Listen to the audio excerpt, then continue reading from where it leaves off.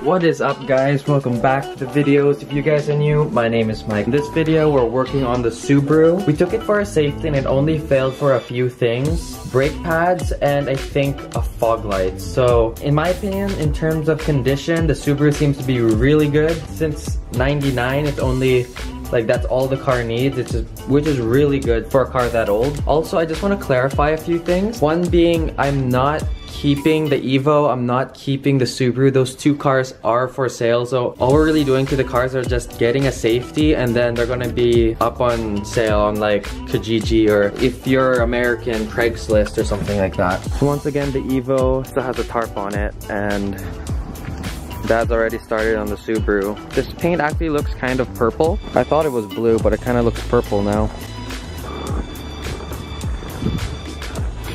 Also, I just realized this, but the Subaru has slotted rotors, which is pretty cool since, you know, they came from Japan. So we just pushed in the pistons in the brake caliper. So this is the new one. You guys can see it's a lot thicker. This is the old one, so no wonder it failed safety, because it was kind of thin and probably gonna need replacing soon anyways. So now we're just installing the brake pads, and we just put grease on like the tips since the brake pads move back and forth. So you know when you're playing like one of those RPG video games and you have those intro beginner quests that like take you like 2 seconds to complete? That's how I feel when I'm working with my dad on cars. He gives me like the easiest thing to do. Like he's like, okay, so get the grease and put it on the tip, and then warm it up and give it to me. I'm not sure if he thinks I'm just retarded or just stupid, but I can do more than that, Dad. Look at that. Fastest mechanic ever.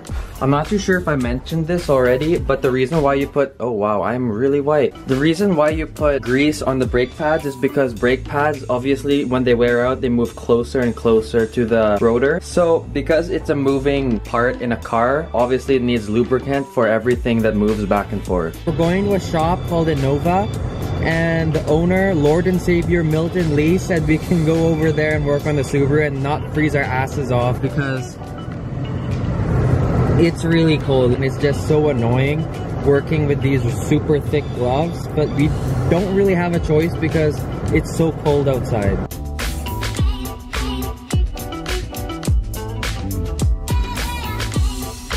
Alright, so a lot of you guys have been commenting on the videos and messaging me on Instagram regarding like, oh, my parents won't allow me to get a right-hand drive car because it's right-hand drive and stuff like that.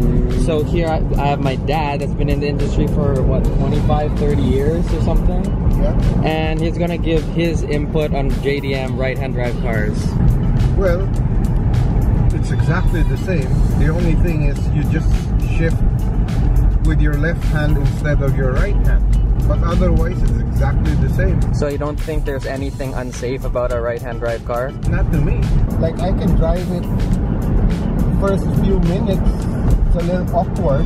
After driving it for a few minutes, you kind of get used to it. I'm the kind of person that I can drive any car. The first few minutes I just feel uncomfortable, but the car kind of grows on you.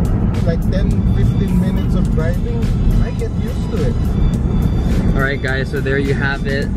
An older car guy and his input on right-hand drive cars. There's not, like I said, there's not really anything different other than you're driving and you're shifting with your left hand. Driving on like in Canada with a right-hand drive car, after like maybe a day or so, you kind of get used to it, and there's not really a huge change between left and right-hand drive.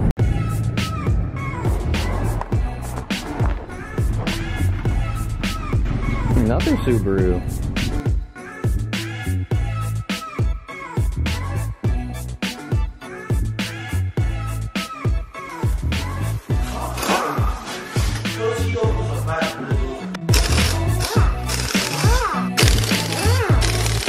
Better than working outside? Yeah, it's a lot quicker.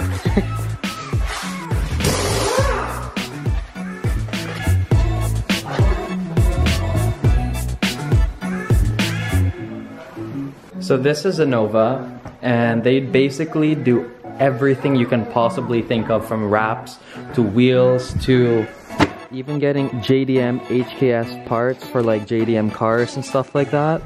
Like, this is the legit from Japan.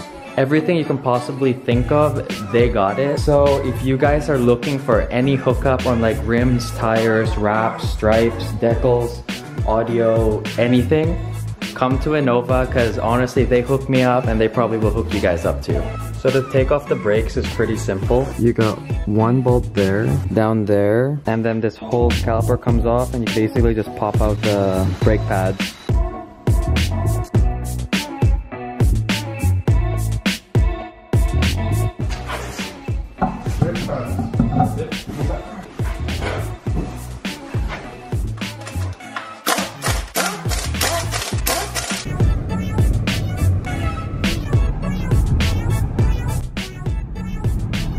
See, like now the paint looks kind of blue.